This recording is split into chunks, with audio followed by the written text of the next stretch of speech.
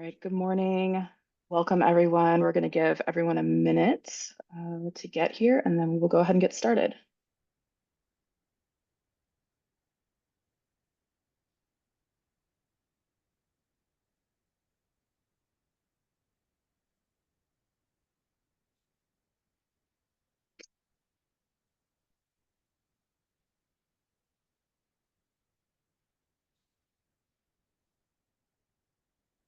All right, it looks like there's still a few people filtering in, but we're going to go ahead and kick off for our April 2025 temperature update press briefing.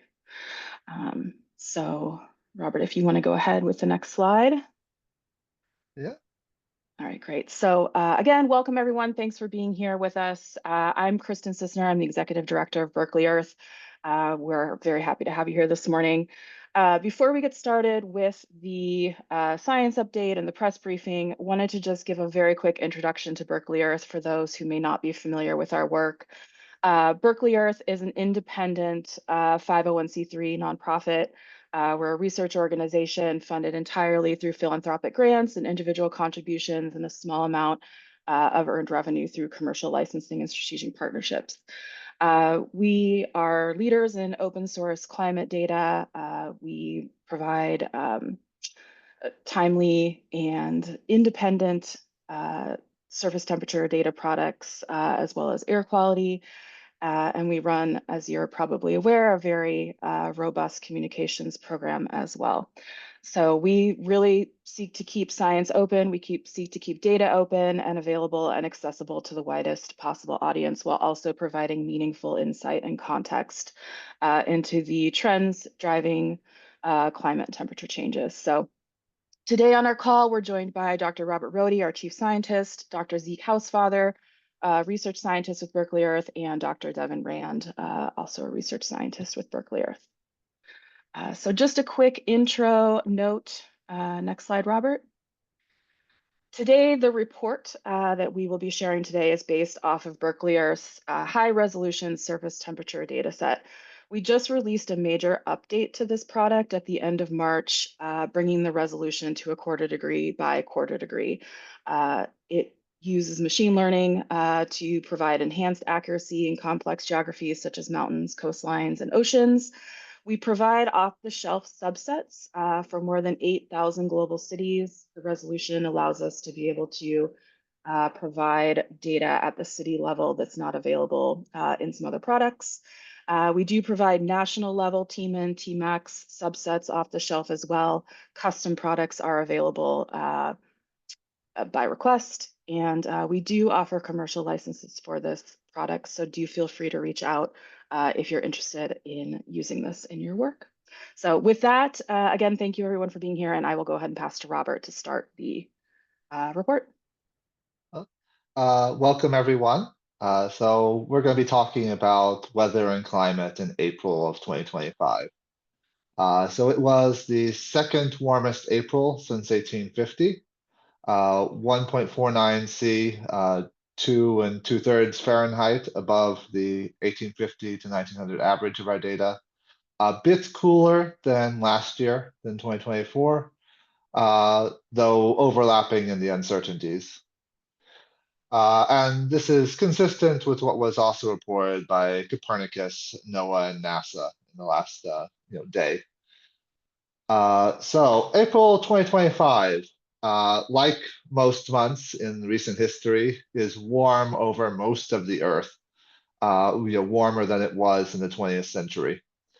Particular warmth was present across much of Eurasia, some of the Arctic and Antarctic, as well as places like the the Indian Ocean and the Western Pacific. A little bit of cooling in the Arctic Ocean and the east of Antarctica. Okay, so one thing that's worth noting when you look at a map like this is that the La Nina, which we had very briefly at the start of the year, has dissipated. So there's no cool pool in the Central Pacific anymore. So we're essentially in neutral conditions. I would note that In April, we saw about 4% of the Earth's surface had its locally warmest April average. This is particularly marked around in certain areas around Eurasia, such as the Middle East, as well as Western Pacific, parts of the Indian Ocean, Northwest North Atlantic Ocean. And you can note that when you're looking at these records, they're not exceptional weather events. They're essentially normal warm weather events that are happening on a world that has been warmed considerably. So in the case of the Middle East, we had record warmth in April, was just sort of a once in a decade fluctuation in temperature occurring on the background of more than 2°C of local warming. To give an example, as I noted, it was the second warmest April.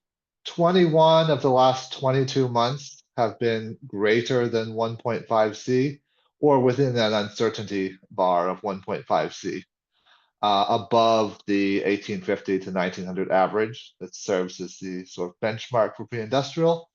We started down here and we've been gradually ramping up month over month for most of the last, well, last 50 years in particular, but over a long period of time experiencing global warming. Since June 2023, only May 2024 was notably outside the 1.5 degree of warming. Just switching a little bit, looking at the land average, it was nominally the warmest April on land, though overlapping uncertainties effectively tied with 2024. We also had the warmest year to date on land, January to April, and about 4.5% of the land surface had a record warm April. In the oceans, we saw some cooling, which is continuing a trend, which I'll talk a little bit more in a moment. It was the third warmest April, behind 2024 and 2023, still slightly above 1 degree, basically at 1 degree above the pre-industrial benchmark, and 3% of the ocean surface had locally record warm April. As I mentioned a moment ago, we've been seeing a gradual cooling trend in the ocean since the El Nino-related peak of 2023-2024. Temperatures in April fell slightly below the long-term trend line for the first time since February of 2023. The recently ended La Nina event is partially responsible for this as we got away from El Nino, but it has not provided as much cooling as we would typically have expected. Usually you dip considerably below the trend line during a La Nina event, whereas this time we're just sort of flirting with it. As I mentioned, we had a brief La Nina during the last few months, which has essentially ended. We're above the half a degree mark, which is sort of the boundary for La Nina events, and hasn't provided as much global cooling as we would expect. So this brief event, maybe gave us a bit of that cooling trend, but hasn't done as much for the global average as we might expect. Looking at forecasts from the Climate Prediction Center, we basically don't know what's going to happen for the rest of the year, with some forecasts going all the way to El Nino, more going towards La Nina or towards neutral conditions staying around. Currently, they expect neutral conditions to persist for at least the next several months, with neutral or La Nina favored for the end of 2025, subject to considerable uncertainty. With the ocean appearing to stay cool to neutral, we are less likely to get record warmth in 2025, even though we've started very close to that level. We currently forecast that there's an 18% chance that 2025 will become the record warmest year, a 53% chance that it will become the second warmest year, and about a 50% chance that it's at least 1.5°C above that pre-industrial benchmark. This is somewhat lower chances of a record year than we forecast last month, due in part probably to the slight shifting of the and El Nino and La Nina probabilities for the rest of the year. Okay, and the full report should be available online as of the time of this briefing. And so you can read more and get additional context about how things have developed in April. And we're happy to take some Q&A.